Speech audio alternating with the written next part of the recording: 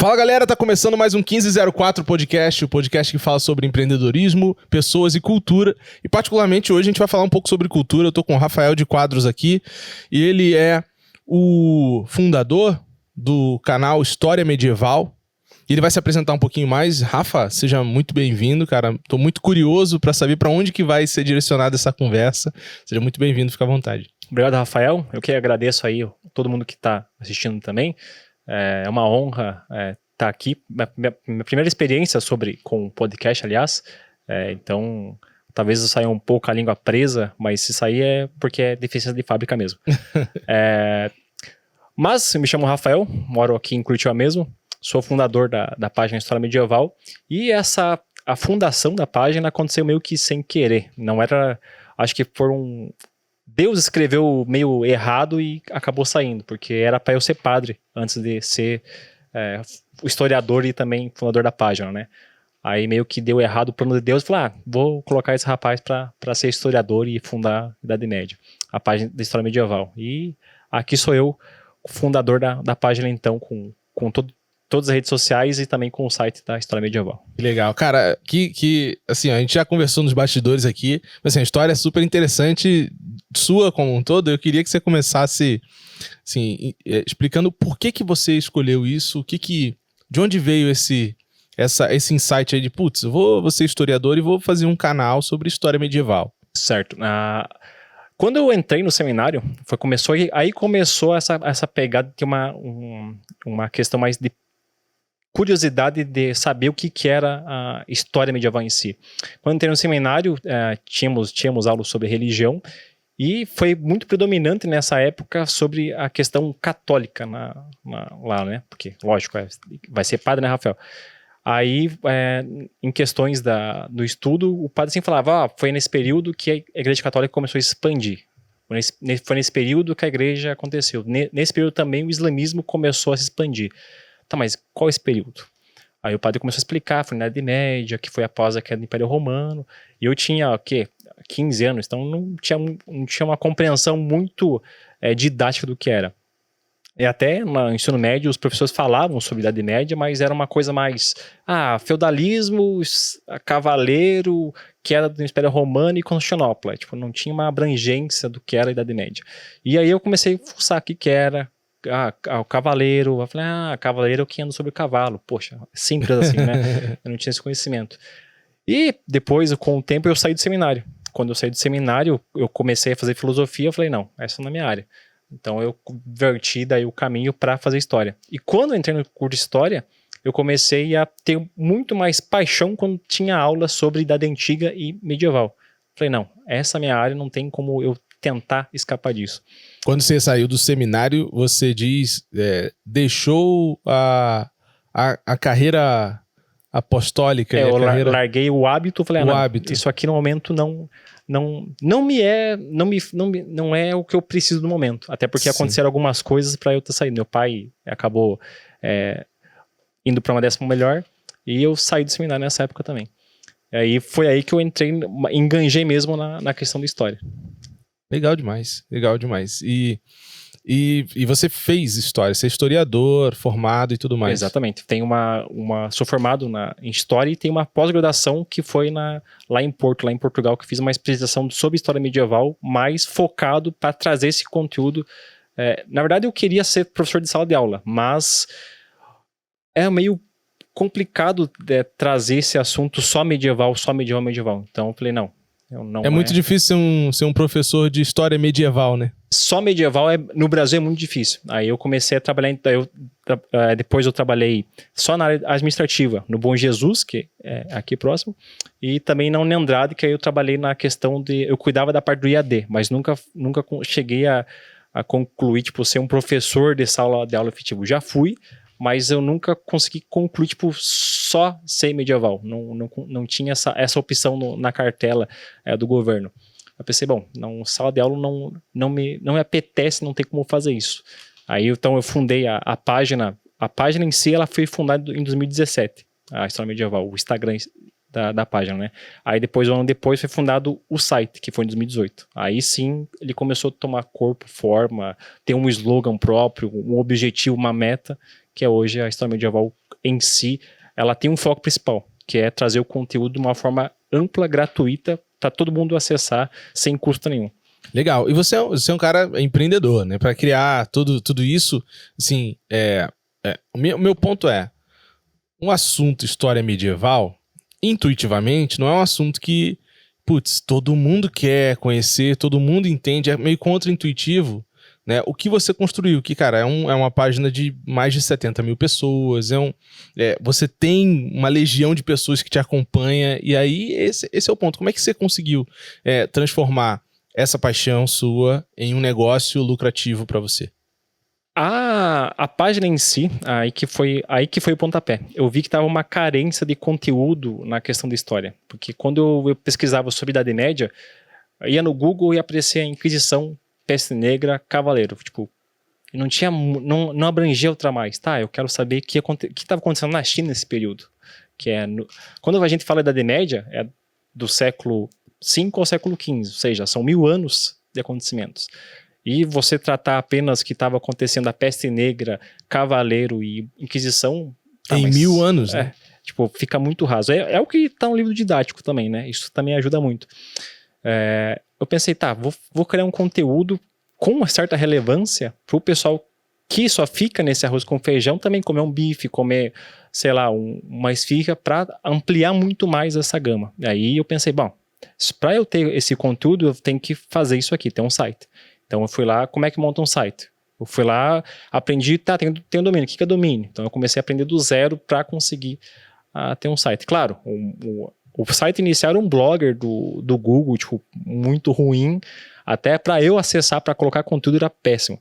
Aí eu comecei a ter mais visão, tipo, peraí, não preciso só ficar no blog, eu posso ampliar para as outras áreas. Aí eu comecei com o WordPress, falei, não, o WordPress não é tão bom assim como eu acho que é, por mais que seja um excelente site. Vou na Wix. Aí na Wix eu consegui o suporte que precisava. Falei, bom, ótimo, excelente. Pensei, mas para criar o conteúdo relevante, para trazer o pessoal para o site, tem que ter uma rede social bacana. Então eu tenho que tirar aquelas imagens que eu coloco de JPG com uma resolução péssima e focar muito mais numa plataforma que me dê um banco de dados de imagem que eu use e sejam fotos verídicas, né? Não vou colocar uma pessoa com um chinelo havaiana e uma bermuda num conteúdo de história medieval. Não, tem que ser pessoas que sejam trajadas ou alguma referência histórica para criar conteúdo. Aí eu coloquei aí o Instagram coloquei mais uma visão mais visual. Então o pessoal entra no Instagram para ter uma pincelada do conteúdo, mas se quiser um conteúdo mais completo, entra no site. Lógico, tem no Instagram também, coloco muito conteúdo completo, até para o pessoal não, entre aqui para acessar. Tipo, a pessoa já entrou e falou, sério que eu tenho que sair daqui para ler um conteúdo completo? Achei que isso ia contar. Falei, então vou criar um conteúdo completo aqui para também o pessoal que é porque assim, tem uma diferença do pessoal que é do site, o pessoal que é do Facebook, o pessoal que é do Instagram, o pessoal que é do grupo do Facebook, o pessoal que é da Twitch, o pessoal que é do Twitter. Então eu pensei, eu tenho que falar de maneira diferente para cada pessoa. Então foi aí que eu comecei a nichar público diferente, conversando com todo mundo de maneira diferente. Legal. E o que as pessoas mais procuram saber? Qual a curiosidade mais recorrente assim, no teu conteúdo? O mais relevante, parece piada, mas o assunto que mais entra em alto no meu site é sexo na Idade Média. As pessoas têm uma curiosidade muito imensa sobre saber o que é sexo na Idade Média. Como é que se fazia sexo na Idade Média? Exatamente. O que era sexo na Idade Média? Tinha certos tabus, lógico, enfrentar a inglesa, mas as pessoas procuram muito mais sobre como era o sexo na Idade Média. Em segundo lugar, armas medievais. Quais eram as armas que o pessoal utilizava? Esse é o segundo assunto mais visto hoje de conteúdo geral. E em terceiro é assuntos meio que óbvios, ou seja, vikings, cruzadas, Inquisição, Peste Negra, então assuntos que são meio óbvios, que a pessoa já escutou na Peste Negra e já ouviu falar no ensino médio, então as pessoas procuram porque é meio óbvio. Então esses são assuntos são certos relevantes, mas não é tanto buscado quanto esses outros, né? Então me fala sobre sexo na Idade Média, que eu também fiquei curioso agora que você falou. Então, na Idade Média, diferente do que as pessoas pensam, que era um período muito atrasado, ruim, a igreja via o sexo como uma maneira, tipo assim, você casou, então hoje em dia não se tem mais essa visão, né? Mas na Idade Média você casava com fulano ou com ciclano e você tinha que manter esse relacionamento até a morte se separe. E lógico, nesse período, como acontecia? Diferente do que é pensado, que se tem uma visão que o rei tinha a primeira noite sexual com a sua esposa, ou as pessoas tinham que fazer sexo com alguém vendo, que é muito difundido isso na internet. Na Idade Média, o sexo era como acontece hoje, mas tinha algumas posições sexuais que a igreja proibia fazer. Isso mais tarde vai até aparecer no Malleus Maleficarum, que é o martelo dos hereges. Ele vai condenar algumas mulheres de fazer atos libidinosos de maneira que não deviam. Mas o sexo na Idade Média ele é como se fazem hoje. Diferente do Kama Sutra que nós conhecemos hoje, com várias posições, o sexo continua sendo como é hoje em dia. Não tem nenhuma... Nossa, na Idade Média o pessoal transava diferente. Não, mas o transava pessoal... mais formal. Exatamente, não tinha uma libertinagem naquela época. Como você tem hoje você tem muito mais libertinagem em questão sexual, né? Na Idade Média o pessoal era muito mais mais resgueirado, mais fechado para essa área. Então era muito difícil você passar na casa de alguém mostra um barulho de palma meia-noite, que é a referência ao sexo, né? Então a pessoa era muito mais resguardada nessa questão, mais por questão religiosa mesmo. Mas a igreja proibia as mulheres de fazerem certas posições. Certas posições a igreja via que não precisava fazer, tipo... Mas que posições? O sexo anal em si era proibido na igreja católica. Entendi. Não sei se pode falar isso, mas... Eu não sei, mas vamos falando. A outra posição era meio que assim, se o homem queria, na verdade, ter relação com a mulher, não era hoje em dia assim, a mulher não quero fazer. Naquela época, se o homem queria fazer, tipo, vai ter. Porque a mulher naquela época, ela vai ter duas visões da mulher. A mulher que é submissa do homem, sempre, e a mulher que ela vai poder falar por si. Tipo, não, eu não quero e pronto. Até porque a mulher que fala isso na Idade Média, que não quer fazer sexo, é a mulher que tem relevância. Uma mulher, tipo, de alto status. A mulher já mulher empoderada da idade média. Tínhamos mulheres empoderadas muito, tipo, Eleanor da Aquitânia é o maior exemplo disso, né? Que é a mãe do Ricardo Coração de Leão. O filho dela vai participar da Terceira Cruzada. Ela parece que também foi para a Terceira Cruzada, mas não se tem um relato físico que ela também foi para a Cruzada. Mas ela era mulher muito acima da média. Temos muita mulher na Idade Média que são muito empoderadas. Temos a Christiane de Pizan, muito que nós conhecemos sobre como era o dia de um rei na Idade Média. A Christiane de Pizan que escreveu. A Christiane de Pizan pode ser considerada uma feminista na época, porque ela escrevia coisas meio que falando assim, aqui nesse período é difícil ter uma notoriedade do que a mulher descreve.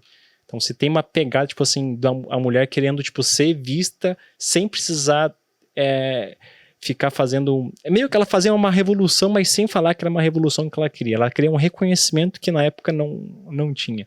Então vamos ter muita mulher disso. A Joana d'Arc é outro exemplo de mulher que é bem vista. Mais tarde ela vai ser queimada na fogueira, né? Mas depois vão canonizar ela santa pelo erro. Mas ela é uma mulher também que vai ser muita visibilidade. A visão da mulher na Idade Média é totalmente diferente de hoje em dia. É diferente do que nós estamos acostumados de pensar que na Idade Média era um período machista. Em si ele era, não podemos falar que não era. Em si era, mas a visão da mulher não era vista, tipo assim, como aos olhos. Igual é muito questionado na internet, que a Inquisição foi criada para caçar bruxa, para queimar mulher. Tipo, não, a Inquisição não foi criada para caçar bruxa.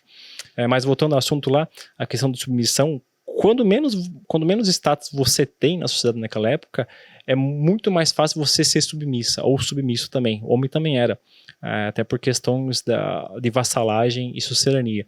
Então, as coisas que aconteciam, como você era plebe, você deveria ouvir a voz da igreja. E aí que entra outro ponto. Até estendendo mais sobre o assunto, tem uma diferenciação sobre igreja regular e igreja secular. A igreja regular é a igreja que a gente conhece de Roma, lá com o Papa, o bispo da igreja romana. E a secular, que eram clérigos que frequentavam, digamos, hoje em dia podemos falar de município, capital e região, mas naquela época seriam feudos e tudo mais, eles estavam participativos na comunidade. Então, o que esses padres ou religiosos determinavam era o que estava valendo. Mas, lógico, isso tinha que casar com o que Roma estava falando. Às vezes Roma nem sabia o que estava acontecendo em determinado lugar, porque a distância para o aviso chegar era muito mais demorada. Então a igreja que pregava o que era certo e o que era errado, e quando menos Estado você tem, menos você vai ir contrapor a sua ideia. Então você meio que vai aceitando o que o pessoal alto tá falando. Quanto menos Estado que você falou? Status. Quanto menos status. Certo. E qual a relação disso com a política também?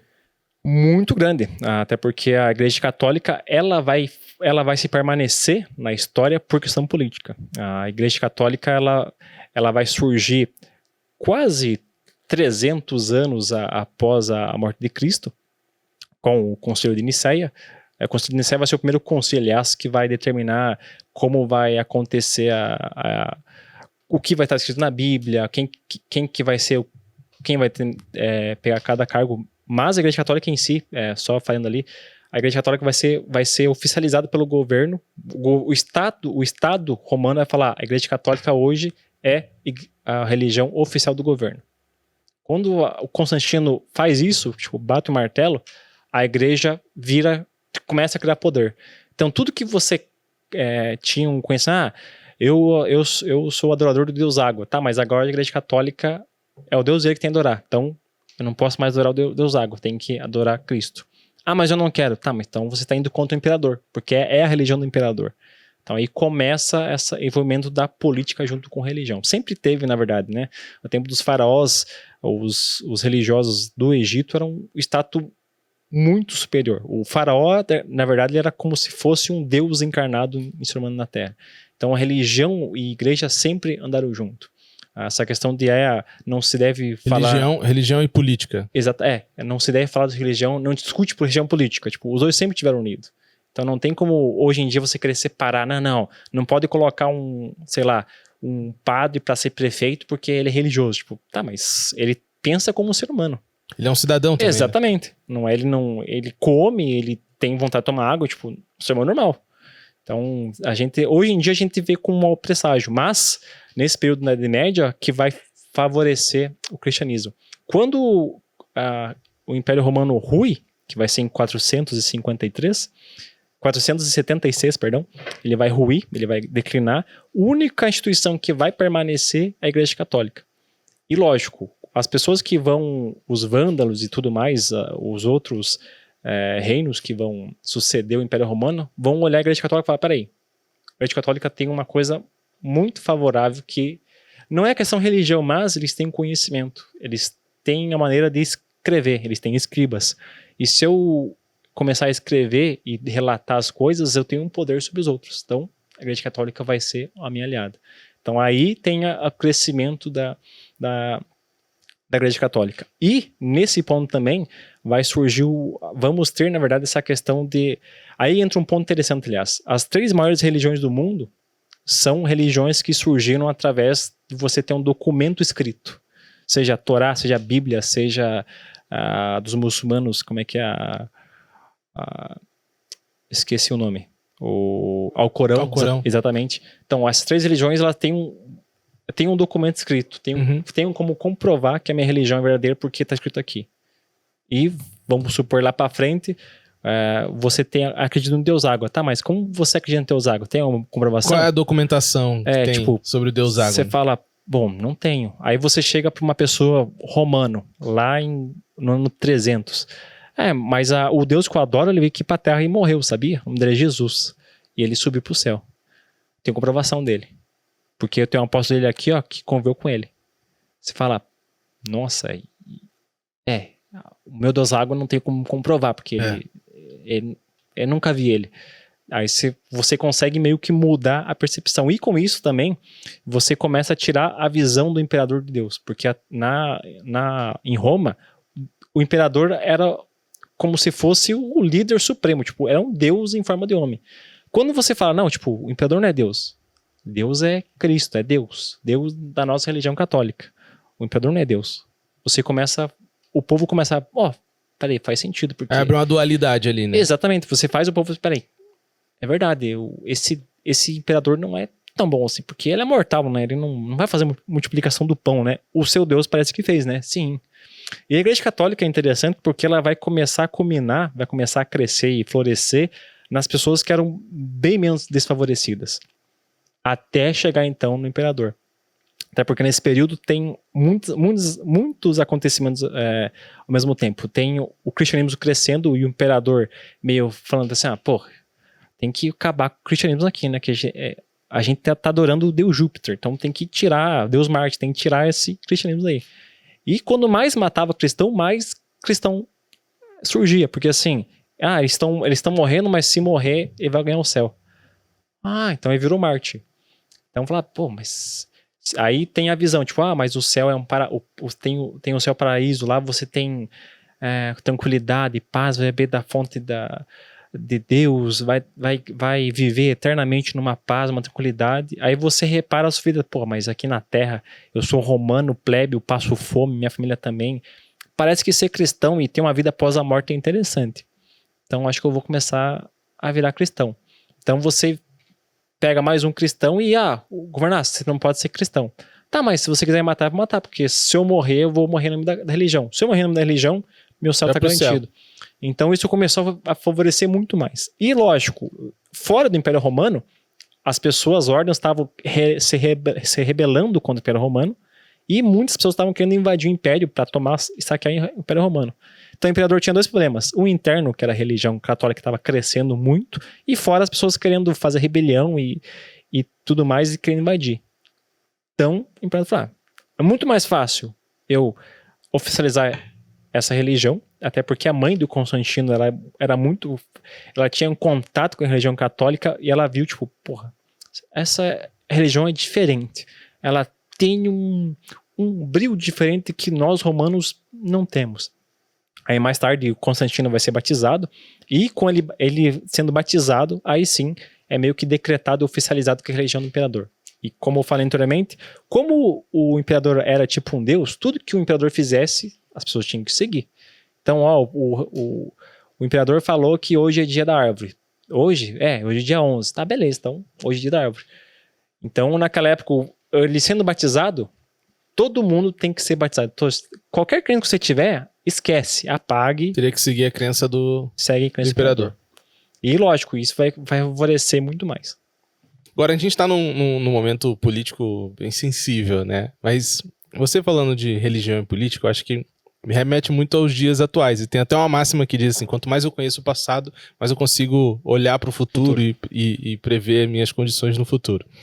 E aí, com base nisso, hoje, né, no presente, a gente tem muito esse cenário aqui no Brasil, assim, de religião misturada com política. O Brasil, ele me parece, né, um país majoritariamente católico. Cristão, exatamente. Cristão. E, ao mesmo tempo, a gente tem políticas também no nosso país que não são digamos, conservadoras, cristãs. Como é que você enxerga isso aos olhos aí, fazendo um paralelo aí com o que aconteceu no passado? Certo. O Brasil hoje em dia ele é o maior país do mundo em questão cristão. O Brasil ele tem a maior religião católica do mundo. Do mundo, percentualmente. Exatamente, é o Brasil. O Brasil tem essa questão até por conta da Europa, que a Europa também era muito cristã. Então eles vão trazer essa essência para cá e vai infundir muito. A América Latina toda, se você olhar até a questão da Nossa Aparecida, que amanhã vai remeter uma questão mariana que é totalmente medieval, porque essa questão mariana não se tinha então na Igreja Católica. As pessoas tinham uma questão religiosa, Jesus Cristo Deus, mas Maria era meio tipo... Não, eu gosto dela porque é mãe de Jesus, mas, sabe, não é tão bacana assim, não era muito difundida a ideia. Por mais que na Idade Média vai surgir a oração da Ave Maria e da Salve Rainha, vai começar então a humanizar a Nossa Senhora. Aí sim, Nossa Senhora começa a ter um vislumbre que até então não tinha. Os franciscanos, isso em 1200, eles vão colocar Maria como imaculada, ou seja, Maria não cometeu nenhum pecado. Mas só porque amanhã é dia da Nossa Senhora Aparecida, mas a questão religiosa conservadora que tem no Brasil e a que não é conservadora também, isso acontecia também muito na Idade Média, podemos dizer assim, que tinha um contexto desse, mas era muito mais eu acredito, você não acredita no que eu acredito, então você deve ser eliminado. Isso aconteceu com os cátaros e os valdenses, que vai ser na Inquisição. Aí que vem a questão política e religiosa. Quando a Igreja Católica ela vai começar a investigar casos de heresia, que isso vai ser em 1184, por aí, que vai começar os casos de investigação, sobe um decreto. Temos que investigar casos de heresia que são contra a Igreja Católica. E era pegado sacerdotes e levado até locais para fazer investigação de casos de heresia. O que era caso de heresia? Vamos supor assim que você é católico, mas você leva o teu filho na benzedeira. Uhum. Isso naquela época era tipo, não, como assim? Pra que levar na benzedeira? Ela tem poder? Não, você não precisa. Tem Cristo, você tem Maria, tem Jesus, tá tudo aqui já. Tá no pacote prêmio que você adquiriu a ser católico. Não precisa pegar um pirata aí. Exatamente. Não precisa pegar um box pirata aí pra assistir a mesma coisa que você pode assistir aqui. Aí a Igreja Católica vai começar a falar, fulano de tal, o Rafael aqui, ele, tem um, sei lá, ele parece com um herege. Tá, mas ele vai em quem? Ele vai na dona Donzila ali, que é a benzedeira. Tá, a dona Donzila parece que ela faz uns negócios com erva doce nas criançadas, as crianças ficam boas. Peraí, como assim? Tá acontecendo? Dá um passezinho ali e dá tudo certo. Exatamente. Como assim? O que tá acontecendo? Então, aí juntavam toda a documentação, tá acontecendo isso aqui. Eles têm uns costumes de religião que não é compatível com a Igreja Católica. Aí então se instaura a Inquisição. A Inquisição ela começa a ser um corpo investigativo que o governo vai começar, o governo local, os reis da época, vão usar isso como manobra política também. Eles vão olhar assim, peraí, todo mundo tem que respeitar aqui a Igreja Católica como religião. Quem tentar sair fora, eu posso acusar de heresia. Isso acontecer a um ponto que as pessoas, para elas saírem, não ser um bode expiatório, elas acabavam ocupando o vizinho. Meu vizinho aqui, parece que ele coloca a vassoura atrás da porta de pé para espantar a visita. E funciona. Como assim? Ou seja, as pessoas acabavam acusando, às vezes, injustamente o amigo do lado. Por quê? Porque alguém poderia ser acusado. Como você não quer ser acusado, você acusa os outros. Mas as pessoas também acusam você. Então fica, peraí. E isso era muito usado na Idade Média. Mas, claro, temos que tirar essa visão que é muito complexa quando se fala sobre Inquisição. Se você for no Google lá colocar Inquisição, vai aparecer um monte de gente morrendo queimada, uns instrumentos que nunca foram usados na Inquisição. Isso é muito difundido no Google. E lógico, e pior ainda quando alguma conta verificada do Instagram compartilha isso, porque daí você dá a verdade pela pessoa, porque a pessoa tem uma conta verificada, né? Uhum. Isso que eu acho, me dá até uma coceira aqui. Então as pessoas usavam esses artífices da Inquisição para conseguir não manipular o povo, mas colocar rédea neles. Tipo assim, você tá seguindo o caminho certo da religião, certo? Porque assim, a Igreja Católica não parece, mas ela tinha um poder colossal naquela época, muito colossal. É a Igreja Católica que decidia quem que vai ser coroado como rei, quem que vai ser o bispo de tal religião, da tal localidade, quem que vai ter um imperador novo vai entrar, então beleza, o Papa vai ter que coroar esse imperador.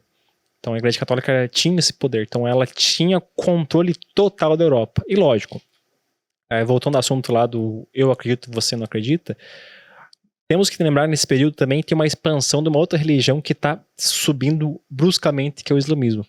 Sim. Muito rico nesse período, até porque eles vão começar a fazer mineração de ouro tremendo.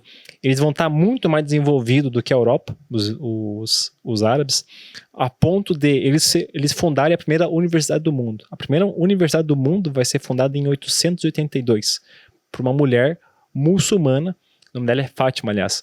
Ela que vai fundar a primeira instituição, primeira universidade. Diferente do que é hoje em dia, naquela época a universidade ela era mais uma questão como se fosse teologia. As pessoas iam para estudar sobre religião, sobre Alá, essas coisas. E lógico, daí mais tarde vai fundir na Igreja Católica, e a Igreja Católica vai dar um boom nas universidades. Então, com essa expansão do islamismo, a Igreja Católica vai ver isso como, peraí, o islamismo está começando a crescer e estão querem botar um Deus aqui que não faz muito sentido. E começam a lutar contra esse crescimento, a expansão islâmica. Em 732, Aliás, já era uma luta Oriente versus Ocidente, já? já tinha uma... assim, quando o Islã ele vai surgir perto do século VI, o Islã. O cristianismo quando o Império Romano cai, meio que ele já vai começar a se expandir o Império Romano junto com os novos reinos que vão surgindo. Então o Papa meio que fala, vai surgir um reino aí, ó, já manda missionário aí pros missionários e cativando o povo falando sobre a religião católica. O islamismo não. O islamismo ele vai começar a crescer na base da espada. Ele vai acabar com todas as religiões que são politeístas e Maomé vai colocar a chamada Hégira, né, que é a fuga dele, que vai começar a ser perseguido. Ele vai meio que oficializar a religião muçulmana na base da espada. Isso é verídico. Assim como a Igreja Católica também. Não é todo mundo que estava, não, eu vou ser católico. Não, a Igreja Católica fala, não quer aceitar? Tá bom, então você tem a cruz, tem a espada. Você quer ser convertido por qual? Então vai ter essa expansão do islamismo muito gigante. Onde a Espanha era totalmente muçulmana, Portugal era totalmente muçulmana.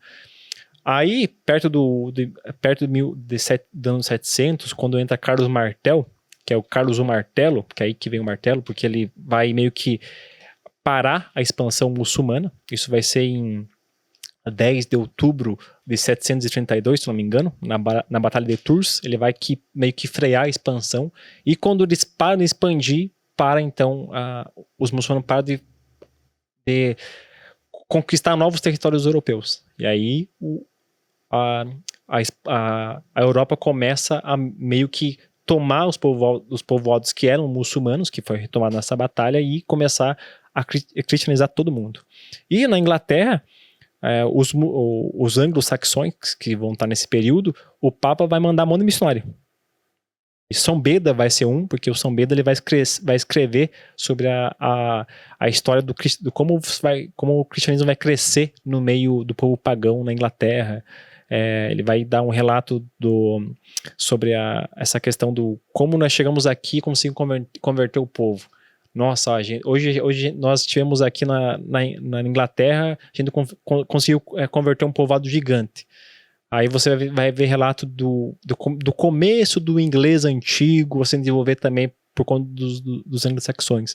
Então você vai ver tipo uma outra influência do cristianismo, que é através dos missionários. Uhum.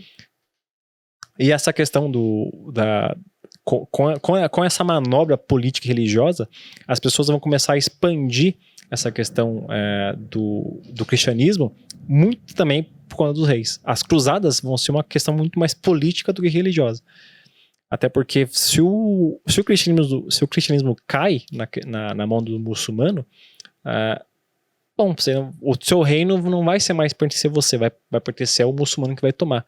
Então você não tem mais poder. Então como o Papa coroou você, vai dar um jeito de salvar a religião. Então, uma das suas premissas é salvar a religião.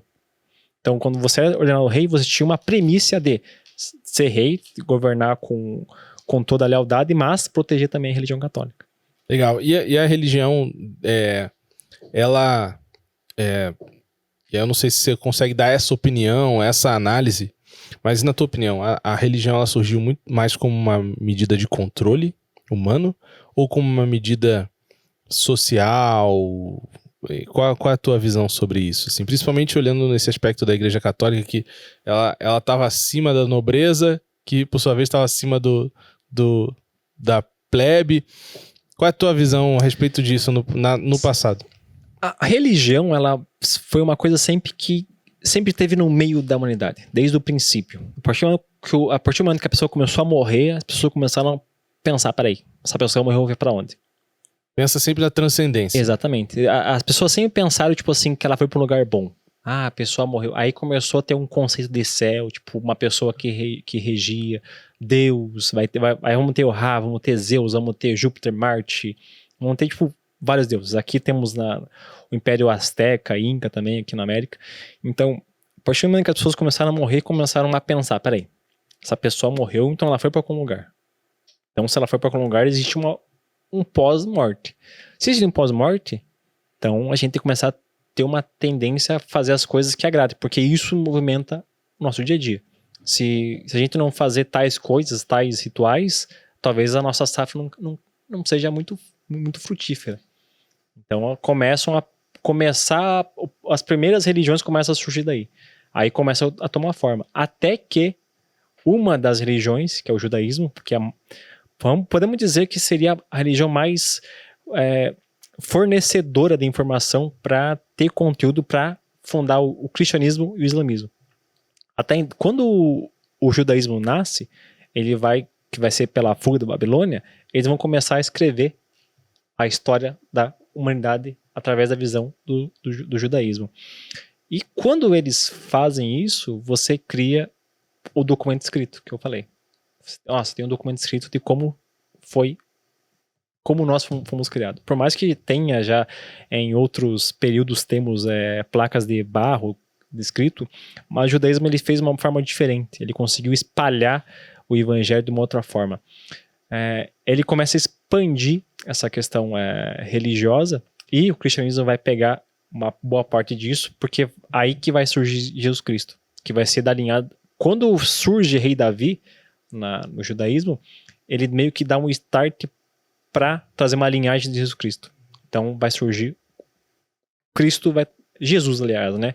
Cristo vai surgir só depois num concílio ecumênico que vão fazer uma votação para ver se Cristo era somente Jesus de Nazaré. E, lógico, junto a isso vai estar ligado o islamismo. Ou seja, porque a relação do Terra Santa, ela vem Terra Santa justamente porque nessa religião onde Jerusalém é a terra dos judeus, que meio que começou ali, vem a questão também que Cristo morreu e viveu também na religião, e também onde Maomé subiu ao céu, também nessa região. Então meio que esse local, Jerusalém, até hoje é muito conturbado por um acontecimento que aconteceu lá atrás. Então a religião ela traz um impacto na vida do ser humano, por mais que a pessoa não queira contribuir nada, a religião, não, eu sou ateu, tá, mas amanhã é feriado. Você está impactado indireto ou indiretamente. A gente está alinhado, o Brasil em si ele é muito alinhado com questão religiosa. Por mais que a pessoa não queira aceitar, mas São Paulo, Santa Catarina, São Luís, no Maranhão, então tipo, Nossa Senhora Aparecida, Nossa Senhora de Nazaré, então tá Belém, então é tudo muito interligado com questão religiosa. Por mais que a pessoa não queira aceitar que isso é um fato, isso é um fato. A pessoa pode não crer. Eu não creio. Beleza, isso é um ponto seu positivo. Mas você está no meio de uma circunstância, na verdade, ou no meio de uma sociedade que em si é muito cristã. Por mais que, igual eu comentei anteriormente, a visão que nós temos hoje do cristão é totalmente de uma visão que o cristão tinha na Idade Média.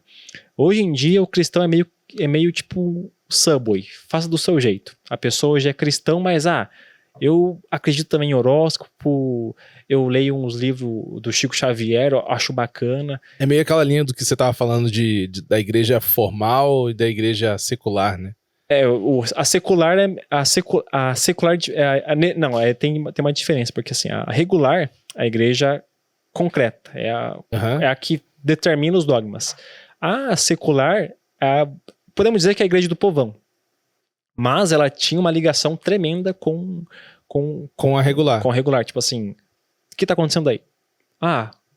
Deixa eu mandar um WhatsApp que o papo que está acontecendo aqui.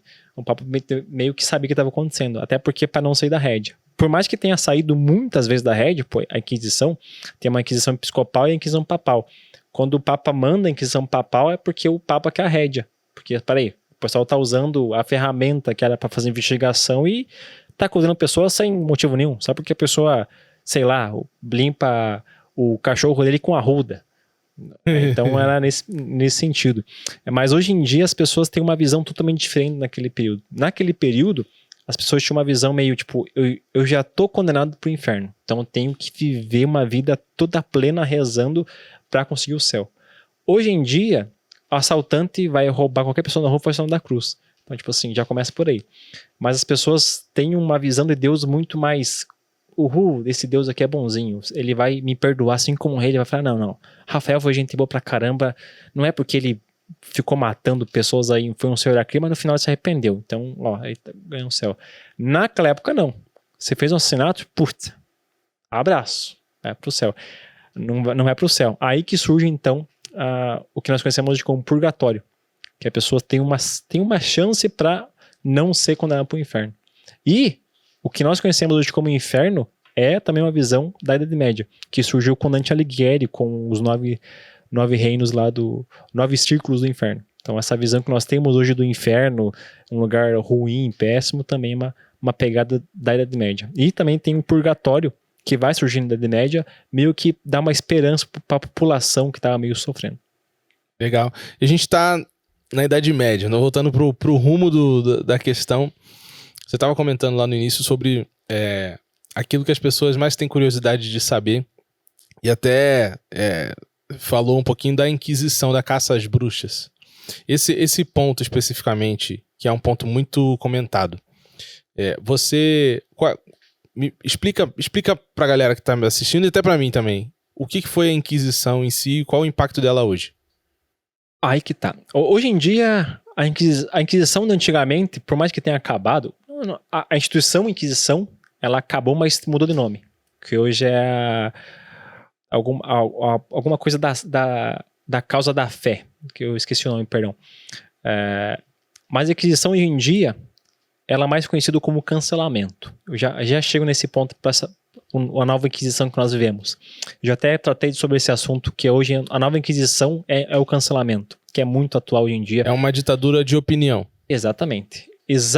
Muito mais focado na pessoa da internet, que é um cancelamento, principalmente de uma rede social chamada Twitter. Lá, se você quer ser cremado vivo, tem uma conta no Twitter. Você é cancelado, tipo, a Inquisição lá beira solta. Mas a Inquisição, o que foi? Ela surgiu, quando a Igreja Católica começa a crescer, a desenvolver, ela meio que vai trazer uma regra, tipo assim, ó, isso aqui é a Igreja Católica. Os dogmas nossos, tudo que nós acreditamos, tudo que deve ser feito, como eleger um sacerdote. Mais tarde vai surgir daí o conclave, porque até então era uma bagunça do caramba. Pra definir um papa naquela época, tipo, era 6 meses, 1 ano. Depois que o conclave meio que diminui esse negócio. Então aqui tá a norma vita do catolicismo. Você vai pegar, vai ler e vai... legal, mas eu acho que a gente vai substituir aqui a comunhão, vão colocar, sei lá, rúcula na missa. Aí outro lá, legal, rúcula, mas assim, eu quero tomar um cine gengibre aqui em vez do vinho. Então, tipo, meio que vai interpretar de maneira diferente como a Igreja Católica. Meio que vai ser meio que conveniente para aquelas pessoas na época. Que vai ser os cátaros, que vai ser os valdenses. Os cátaros vão ter uma dualidade de Deus. Por mais que a Igreja Católica tinha Lúcifer e Deus, eles vão trazer um outro tipo de dualidade. Os cátaros vão falar assim, tem um Deus bom, que é o Deus que criou o material, e tem um Deus mau que é quase a mesma pessoa, mas ele que traz a doença aí, faz um negócio errado aí. E os cátaros vão trazer, tipo, sacerdote, mulheres vão ter, que vão ser as perfect, então eles vão ser muito mais vegetariano. Então, assim, a Igreja Católica fala, mas como assim tem 2 deuses com o mesmo poder igual? Sendo que a Igreja Católica, tipo, só tem um Deus e tem o Filho dele e o Espírito Santo e depois tem Maria. Mas é que a gente é muito mais... O pessoal aqui meio que mais gostou da nossa ideia, né? De vocês não... Esse negócio com pão sem fermento aí não é legal. E os valdenses também, que vai ser meio que uma crítica contra a Igreja Católica por questão de poder e enriquecimento, meio que vão ser tipo uma religião de revoltadinhos. E com essa questão da Igreja Católica meio que sabendo o que estava acontecendo, até porque começou a virar um problema, as pessoas estavam achando interessante essa religião, o Papa manda, vamos fazer então alguns tribunais de investigação. Então um grupo de pessoas vão lá e investigar o que está acontecendo, que eu disse anteriormente. Então as pessoas lá, falando de tal, passou umas arrudas no cachorro, saiu as pulgas do cachorro, como assim? Então, aí levam até o Papa. Peraí. Então, tem que instalar um tribunal oficial na região. Então, como funcionava?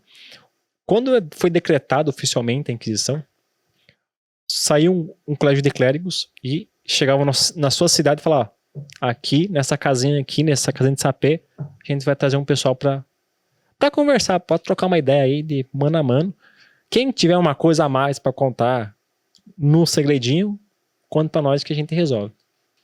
Ah, você faz o quê? Ah, eu sou ferreiro, mas você vai na missa? Vou. Você comum. Ah, então, tá, você tá limpo. Você. Então as pessoas começaram a fazer investigações desse tipo. Ah, e você? Ah, eu meio que não gosto muito da religião de vocês, né? Porque eu gosto dali que tem rúcula. Então as pessoas, peraí, mas não tá determinado que na missa tem que comer rúcula. Ah, então você é o dos Castro, né, rapaz? Então, tipo, beleza. Então, conversa com eles lá, peça pra se converter. Foi uma vez, 2, 3, 4. Nenhuma conversão, ninguém quis converter. O Papa Inocêncio, ele vai falar, beleza. Já que não quer se converter, a gente vai ter que dar um fim neles. E, lógico, quando o Papa manda um aviso naquela época, se converta, era assim, ó, é bom você agora começar a ler a Bíblia. E parar de fazer isso aí que tá errado. É bom você parar de começar a comer rúcula. Não é que não faz mal, aqui a gente não gosta mesmo. Tá bom? Começa a seguir essa linha aqui nossa. Essa nossa linha aqui é a certa. De vocês é meio torta, não parece que é a certa. Você tem que começar a seguir. Se você não seguir, beleza, ó. Tá fazendo heresia. E heresia naquela época era considerado muito grave, até por questão... A Igreja Católica tem um pessoal seguinte. Ela não tá preocupada com você, Rafael, que você... o Rafael é o cara do podcast. Tá, mas... Não tô ligado. Não tô me importando com você no podcast, mas tô preocupado com a tua alma. A sua alma que é importante pra Igreja Católica. Então a gente tem que salvar a sua alma. Se não for o caso, a gente vai ter que dar um fim, porque você está sendo muito teimoso. A gente já te deu chinelado, você não obedeceu. A gente já deu sentado, não obedeceu. Então a gente vai ter que ir pro ponto C, que é te executar. E a Igreja Católica, ela cumpre isso. Ela começa a fazer execuções para entenderam que não é... Matou o povo, é isso? Matou, sim. A Igreja Católica matou as pessoas. Executou porque, assim, diferente das... Lógico, mas aí que surge um outro ponto interessante. Por mais que a Igreja Católica tenha feito execuções na Inquisição, uma grande parte de pessoas foram salvas pela própria Igreja Católica. Por quê? A Igreja Católica nesse período, começou a se juntar provas para fazer um contra-prova contra você. Igual, o Rafael me condenou aqui porque eu tô colocando a vassoura atrás da porta para espetar a visita. Aí vem um sacerdote, usa a contra-prova, tá, mas ele coloca atrás da porta porque ele acha que é mais conveniente. A casa dele é pequena, não tem onde colocar a vassoura. Então tem uma contra-prova, ou seja, um sacerdote ia me ajudar para eu não morrer na Inquisição. Isso acontecia muito, existe muito caso de contra-prova de pessoas que foram, digamos que é um conceito inicial da advocacia, que vai ajudar a pessoa a não ser condenada. Então quando a Inquisição ela entra nesse ponto, que ela vê que não tem como converter e não tem mais uma prova para a pessoa conseguir se converter, fiz de tudo, não converteu, o advogado não conseguiu resolver a coisa, então a gente tem que executar. Vai matar. E como era a morte? Uma das mortes eram tanto decepada, não é muito visto na internet que era decepada a cabeça, não. Pim. Decepar a cabeça era mais, era com espada, aliás. Pegava a espada e dava no pescoço. E a Maria I da Inglaterra, Maria I da Escócia, aliás, quando ela foi executada, a pessoa não amolou bem a espada, Aí ficou várias vezes batendo. Imagine que ruim. Ai, tá doendo, cara. Ai, até a morrer. Foi aí que criaram mais pra frente. A guilhotina. 1700 vão fazer guilhotina por causa de um médico que vai fazer o guilhotom, vai criar a guilhotina, para não ter essa questão. E lógico, para humanizar a morte, né? O rei, todo mundo vai morrer igual, porque aqui todo mundo é igual. Naquela época não. As pessoas que morriam degolado com espada era só a pessoa da nobreza. Daí o pessoal que era plebe morria queimado. Na Inquisição morriam queimado. Por quê? Você morrendo, você queima o seu corpo, mas a sua alma fica livre do demônio. E as pessoas davam... E era um evento público, que as pessoas davam risada de quem estava sendo queimado. Aí que surgiu, tipo, o rir daquilo que não tem graça. Porque eu tô rindo dela porque ela tá morrendo, porque ela é um herege. Então é um espetáculo público ver aquilo. Lógico, é aquilo. As pessoas morreram queimadas, por quê? Porque não cumpriram o que estava na cartilha. Aí que vem a questão que eu disse hoje. Hoje a Inquisição é o cancelamento. Você tem que ter uma cartilha para você não ser cancelado. Ou seja, tem assuntos aqui que eu não vou poder falar, porque se eu falar, amanhã depois ninguém mais vai ver o podcast. O Rafael lá, você viu que ele falou no podcast do último podcast? Nem vou dar voz para ele. Por quê? Porque ele falou coisa que, que tá fora da cartilha. Então, hoje em dia, o novo cancelamento, a nova Inquisição é o cancelamento. Porque assim, você cala a pessoa, não dá voz para ela, porque a gente vive num país democrático, mas é só aquilo que eu acho que é interessante para mim. Você não pode pensar diferente. Se você pensar ou votar numa pessoa que eu acho que não deve votar, você não está sendo pela democracia. Aí você está fazendo por você próprio, não por mim. Que coisa, hein? Esse é um ponto importante, polêmico, inclusive. Mas essa questão da Inquisição, ela me parece muito presente hoje mesmo, igual você comentou, assim. E não necessariamente a igreja que impõe isso, né? E aí esse paralelo que é curioso, né? Assim, a igreja, quando ela estava acima da nobreza, tinha poder político de verdade, ela ditava o que tinha que ser feito. Exatamente. Hoje esse processo se inverteu. A igreja parece que cada vez mais é deixada um pouco de lado, como se não fizesse parte da sociedade, e você vê outras coisas tomando esse lugar. E eu nem sei muito bem que coisas são essas, mas é isso que é a opinião que você falou, né? Num ponto, assim, é meio que notório que isso poderia acontecer. Que assim, a Igreja Católica não poderia sempre ficar na mercê dela. Até porque, assim, a Igreja Católica teve um período que ela estava quase à falência. Se não fosse Mussolini pagar as dívidas de 90 bi de Roma, a Igreja Católica tinha falido naquela época. Então aí que surgiu então o Estado Vaticano. Mussolini que foi lá e ajudou a tirar... Imagine só, Mussolini. Sim, ele falou assim, eu tenho dinheiro, você precisa de dinheiro e eu tenho dinheiro. 90 bilhões, beleza. Eu te pago, mas em contraponto você tem que me aceitar como regime, beleza? 90 bi, quando foi isso? Foi se eu não me engano, foi em 1900... Não estou enganado se é 20 ou 29, me deu um branco agora. Mas foi nesse período que estavam começando o Mussolini começou a ativar realmente o regime fascista. Ele deu dinheiro pro Mussolini e falou, te dou o dinheiro, em compensação você me aceita como regime e em troca, ainda por cima, no pacote Plus aqui, você tem uma cidade própria que é o Vaticano. Ótimo, ótimo. Lógico, o Papa meio que fala assim, legal. Mais tarde, com o Papa Pio, vai ter as atrocidades nazistas que o Papa Pio meio que vai desviar os judeus de serem irem para o campo de concentração, até porque Mussolini, ele queria ajudar o tio Hitler meio que queria ajudar o Hirohito lá no Japão, então meio que formou esse triângulo. Então cada um meio que se ajudar, mas assim, eu vou ajudar, mas... Então, mas a Igreja Católica, ela vai quase falir aí. Hoje, com essa decadência da Igreja Católica, ela já vinha caindo muito, muito tempo atrás. Começou quase meio que oficialmente, digamos assim, quando surgiu a peste negra, que é a peste bubônica, que é mais conhecida também. A peste do rato também.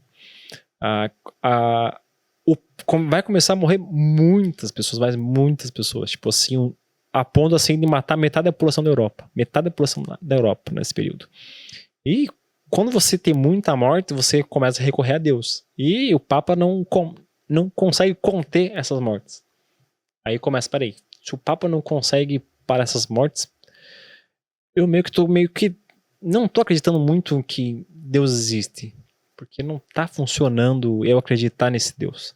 Aí começa os primeiros, digamos assim, as primeiras revoltas. Lógico, já tinha a cisma da Igreja Católica ortodoxa e a romana. Porque tinha esse período, tinha dois papas, um em Constantinopla e um em Roma. Aí um falava de uma maneira e o outro falava outra. Tá, mas como assim tem dois pensando diferente? Então eu vou excomungar você. Tá, eu também vou excomungar você. Tá, beleza, então eu vou fundar, vamos cortar aqui o prazo, eu cuido dessa região aqui é minha, essa aqui é tua. Beleza. A Igreja Católica, ela vai começar a tomar poder mesmo, como eu disse, quando Roma cai, ela começa a crescer, porque o pessoal vai ver ela com um interesse pela sabedoria, pela forma da escrita, pelos escribas, pela questão religiosa e porque ela é uma herança romana. Quando o Império Romano cai, todo mundo quer ser como o Império Romano. O esplendor, todo mundo quer ser aquilo que Roma era. Todo mundo quer assumir esse lugar. Exatamente. Ficou vago. Até porque quando o Odoacro pede educadamente a coroa pro último imperador romano, ele não mata o imperador. Porque se ele matar o imperador, ele tá acabando com o império geral. Então ele pega a coroa dele e agora eu sou rei. E com isso tem uma herança que é a Igreja Católica. Então ele mantém a Igreja Católica por quê? Porque os romanos eram católicos. Então se eu manter a Igreja Católica, ainda estou sendo católico. É romano também. É por isso que chama Igreja Católica Romana. Porque não é qualquer instituição que consegue manter 2000 anos de história como a Igreja Católica. E hoje em dia, o que acontece? Hoje em dia é muito menos difundido essa questão religiosa que se tinha. Já começa com o Concílio Vaticano II, em que a Igreja Católica começa a meio que, vamos se adaptar com a modinha de colocar uma bateria aí, vamos colocar uma guitarrinha com um solo bacana na igreja, vamos começar a bater palma pra caramba na missa. Então meio que você começa a humanizar a questão religiosa. A Rita Lee fala isso, aliás, numa conversa dela, que ela começou a padre na missa, ela gostava do espetáculo, com o padre Viado de Costa, o órgão da igreja, então ela ia pra ver o show. Por mais que ela não entendia latim, ela ia por causa do show. Quando começou o cara a tocar violãozinho, música modinha, em português, e o padre começou a olhar pra frente, ela falou, não, a partir desse momento, eu não quero ver o padre, eu tô lá por causa do show. Agora começou a missa em português, não é bacana. Quando o Concílio Vaticano foi encerrado, que começou essa nova adaptação de fazer a missa, realizar a missa com a língua local, meio que você viu uma grande parte, por mais que aproximou as pessoas, porque todos estão falando numa forma mais sonora. Ficou mais popular, né? Exatamente, as pessoas do campo, principalmente, que não tinham conhecimento do latim, mas tinha latim em alguns colégios. Meu bisavô, meu tataravô, aliás, ele fundou um colégio lá em Saudolontra, ele dava latim pro pessoal local. Lógico, o latim era pra missa, não era não tinha prova de latim, mas era utilizado pra missa. Então você meio que humanizou, popularizou, meio que perdeu o sentido do espetáculo. Porque a missa antes era um espetáculo totalmente diferente. Hoje tem a missa tridentina, que é feita ali na praça... Ali no Lago da Ordem tem missa em tridentina. Mas hoje em dia... Dentes. Isso, exatamente. Tem não sei o nome, abaixo da igreja dos pretos, lá embaixo, tem uma igreja que faz missa tridentina. Até o altar é feito só para isso. A Igreja Católica começa a perder essa questão também quando as coisas não começam a sair do controle. Quando Henrique VIII é um deles, ele rompe com a Igreja Católica porque ele queria se divorciar. O Papa falou, tá, não pode. Aí o Henrique fala, beleza, então eu vou me separar e eu vou fundar a minha igreja. Vou deixar de ser católico. Aí ele se torna o Papa, na verdade, da igreja dele, que é a Igreja Anglicana. Que hoje em dia, quem defende a igreja Anglicana é o Charles III, que antes era a Rainha Elizabeth e agora é o Charles III. Então ele que sucedeu Henrique VIII lá atrás. A Igreja Católica começa a perder essa questão muito mais porque as pessoas começaram a questionar a igreja. Tá, mas por que indulgência? Por que eu tenho que pagar indulgência? Martinho Lutero foi uma dessas pessoas. É isso que eu ia falar. Aí veio o protestantismo nessa... Isso, que é protestar tipo contra a igreja. Mas essa questão da indulgência, qual que é a pegada da indulgência? Não é você pagar, mas era a maneira das pessoas poupar o tempo da penitência. O que acontece? Não sei se você é católico ou qual religião, mas quando o católico vai lá fazer a confissão, ele faz um ato de contrição e o Papa dá uma pena, o padre dá uma pena, você tem que rezar, sei lá, 10 Ave Marias e pensa de novo para não cometer mais esses pecados, ou reza um terço e vá acender uma vela para Nossa Senhora. Então cada pecado é uma pena. Naquela época eram penas mais pesadas, muito mais pesadas, tipo, vai até Jerusalém, você vai ter que rezar 10 mil Ave Maria de joelho, e o pessoal nobre do cara fala, tá, mas não tem outra maneira aí pra aliviar? Tem, você paga uma taxinha aí e ajuda. Então, pagando é muito mais fácil do que... É tipo você tá jogando videogame e comprar uma skin, em vez de lutar pra conseguir, você tá pagando. Então, ótimo, maravilha. Então, começou a meio popularizar isso no meio do pessoal. As pessoas começaram a aderir a, não, vou comprar indulgência que é muito mais barato, né? Até porque isso me garante uma vaga no céu. Então essa ideia começou meio populacional. No meio da pessoa mais plebe, começou a florescer muito mais. Então as pessoas guardavam mais o dinheiro que tinham para comprar um pedacinho da indulgência que garantia um pedaço do céu. E nesse período, esse dinheiro todo ia para Roma. Sim. Aí mais tarde, por quê? Porque o Papa Júlio II estava construindo e estava bancando Michelangelo, estava construindo a construção da Capela Sistina. Então, tipo, tudo que nós temos hoje, uma boa parte é com dinheiro da indulgência. E quando Lutero surge na história, ele vai questionar a igreja por esse... Todo mundo que foi contra a igreja, na verdade, temos os bolomínios, eles vão lutar... Toda a questão, as pessoas que vão protestar contra a igreja sempre vai ser contra a riqueza da igreja. Por que vocês têm muito dinheiro? Por que vocês estão crescendo tanto? Mas, em outro ponto, a Igreja Católica sempre deu assistência. Essa questão que nós temos de ajuda ao próximo, hospitais, caridade, isso a Igreja Católica fez. Até porque aí que tem os hospitalários, os cavaleiros hospitalários, eram pessoas que cuidavam dos hospitais de Jerusalém. Era um hospital tão grande, tipo, tão organizado, que o próprio Saladino, quando tomou Jerusalém, falou, olha, fiquei impressionado com o hospital de vocês aí. Vocês vão embora, mas a gente deve tomar conta aqui. Mas olha, eu não sabia que era tão bacana assim o trabalho de vocês. Lógico, mas não vamos comparar a medicina islâmica com o catolicismo. A medicina islâmica era muito mais avançada. Aí o Papa a Igreja Católica começa a perder, na verdade, poder muito mais pelos questionamentos que as pessoas começaram a fazer pela Igreja, protestar contra a Igreja, e também os reis começaram a ter uma questão meio que absolutista, igual Henrique VIII, quando iniciou a Revolução Francesa, em que a França era até então o espelho mundial do catolicismo. Quando surge a Revolução Francesa, um dos meios para acabar e instaurar a Revolução é tirando a igreja do lugar. Então a igreja meio que vai perdendo notoriedade no mundo. E assim, aí lógico, nos países como a Espanha, ela vai crescer muito a ponto assim de estourar a Aquisição Espanhola. Vai ser pelos reis monarcas, a rainha... Nossa, agora escapou fora da memória. Os reis espanhóis... Ixi. Enfim, me deu um delay aqui. Mas os reis espanhóis, eles vão bancar o confessor, que é o Tomás de Torquemada, da Isabel a Católica, isso, e Fernando de Aragão. Muito bem, Rafael. Eles são os reis católicos que vão... O Tomás de Torquemada era confessor da rainha. Quando eles expulsam os mouros da Espanha, o Torquemada meio que tem o voto e fala, beleza, vou instaurar a Inquisição aqui para acabar com todo tipo de religião nova aqui. Tipo, você é judeu, mas se converteu para o catolicismo, né? Mas não, mas você continua sendo judeu, então você vai ter que ser exterminado. Então a Espanha, ela foi muito mais firme nessa questão da Inquisição. E vai chegar em Portugal também a Igreja Católica, ela vai continuar com esse poder, digamos assim, e vai expandir para as Américas. E quando chega na América, aí é por isso que nós temos essa raiz religiosa católica. Mas na Europa meio que já tá meio que ruindo essa questão da igreja ser fervorosa e tudo mais.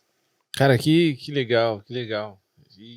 A gente tá aqui falando mais de 1 hora, cara, e assim, cada coisa que você fala vai puxando uma pergunta e vai puxando, vira um fio de barbante que não termina nunca. Mas uma coisa que eu acabei de ter com base no que você falou, que a Igreja Católica na época da Inquisição financiava o renascentismo. Não era o renascentismo nessa época, né? Michelangelo da Vinci. Não, a indulgência. Indulgência, perdão. Indulgência, ela acabava financiando a cultura, que eram os artistas que estavam na frente da cultura daquela época. Que Exatamente. Hoje não é mais a igreja que financia isso. Hoje tem outros grupos que financiam a cultura hoje. E querendo ou não, esses caras ditam a opinião que, por sua vez, vão ditar Exatamente. a forma como as pessoas pensam ou devem pensar. Então, a nova religião, ela hoje enfim, emparelhada pela cultura. Quem tem relevância e a cultura que essa pessoa tem relevância. Vamos por assim, igual eu falei lá. A pessoa que tem... Se eu tenho conteúdo lá, mas a minha conta não é verificada, mas eu sou um artista muito bom, ninguém Tanto vai estar nem aí. faz. Mas agora uma pessoa lançou uma música e tem uma conta verificada. Por mais que ela cante nada audível, nossa, aquela pessoa é sucesso porque ela tem uma conta verificada. Isso se torna cultura. Qualquer opinião que ela der se torna cultura, se torna relevante. Qualquer empresa que abrir e ela comentar, nossa, vem aqui comer essa pizza. Nossa, vamos pedir agora porque essa pessoa aqui com a conta verificada, ela falou que é bom. Então as pessoas começam a dar opinião muito mais à pessoa da mídia, quem tem conta verificada, e a pessoa que realmente é um artista que tem uma relevância, mas é aquele negócio, não tem conta verificada, hoje em dia não sei, não me parece tão bom quando aquela pessoa lá, se ela comentasse sobre você seria bom, mas você não é porque ninguém te conhece. Então isso é muito mais predominante. E naquela época, a Igreja Católica, ela bancava o Michelangelo, Rafaelo, Bernini, para fazer uma grande parte questões religiosas. Era bancar para isso. Sim. Da Vinci foi um deles. E com isso, alavancou também a questão do conhecimento, porque, lógico, isso vai estar transpassando na classe. E um fator interessante, que é bom apontar aqui também, que quando a Igreja Católica ela meio que instaura as universidades, os alunos daquela época, se a gente pegar uma máquina do tempo e trazer um aluno daquela época para hoje, o aluno ficaria tipo assim, nossa, nada a ver. Porque assim, hoje em dia nós a gente tem uma noção de aluno bom, o aluno que tira nota 10 na prova. Mas, se você perguntar no que vem o que ele fez na prova no passado, Não sabe nada. nem sei, porque eu estudei pra prova. Legal. Um aluno naquela época, se ele sentasse aqui e falava, você pode citar Maquiavel? Ele falava, beleza, Maquiavel fez o príncipe, ele vai recitar tudo. Você pode ler o que Dante fala sobre o céu, o paraíso? Beleza, eu li Dante, eu vou falar um pouco sobre Dante e vou concluir depois a resposta citando o que você pediu. Você pode falar um pouco sobre a Ilíada? Falo, o obra de Homero, deixa eu falar um pouco do Homero também, deixa eu contar do começo até o fim sobre a Ilíada. Então, tipo assim, as pessoas, elas tinham conhecimento, elas aprendiam porque queriam aprender. Hoje em dia, é mais uma questão de casualidade, tipo assim, não precisa porque se eu quiser eu pulso aqui no Google eu tenho. Você vai ver essa informação, semana que vem você fala, putz, eu peguei essa informação semana passada, deixa eu pegar aqui a minha busca, deixa eu ver aqui no meu histórico que eu pesquisei para lembrar. Então, tem essa dualidade de questões. E quando a Igreja Católica instaura essa questão de universidades, vai começar também a surgir a questão de arquitetura. Peraí, como essa ponte pode ser feita ali e a gente pode ter um custo menor e que dure muito tempo. Então, vai começar também aí. Por mais que tenha começado igual o islamismo, mais puxado por teologia, filosofia, começou-se também a pensar nas universidades questões da arquitetura, aí que vai surgir a questão da arquitetura gótica, e aí que vai surgir os franco-maçons, vai surgir nesse período também. Então tem toda essa pegada na Idade Média vai surgir, meio que ela vai que, não querendo um propósito, tipo, isso aqui é arte. Até porque a arte sempre foi a perfeição. É por isso que você olhar hoje o Bapuru e Michelangelo e falar, Michelangelo é muito melhor porque ele traz uma realidade, né? Bapuru, não sei, não acho bonito. É a minha questão pessoal minha. Mas você vai ver um contraponto, na verdade. Por mais que a Igreja Católica nunca aponte, isso aqui é perfeição, mas o pessoal naquela época falava, não, isso aqui é bonito, isso aqui é belo, isso aqui que é o Renascimento. Por que o Renascimento? Porque a humanidade tinha acabado de passar pela peste negra. Então estavam meio que revivendo um novo período.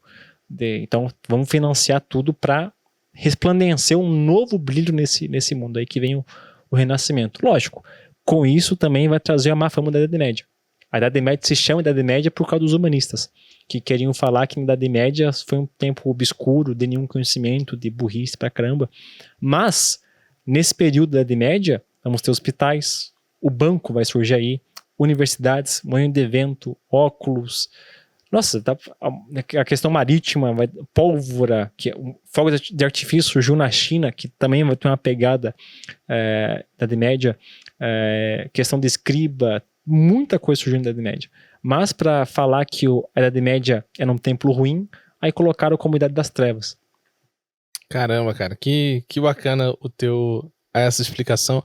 Foi uma aula incrível, cara, muito bom.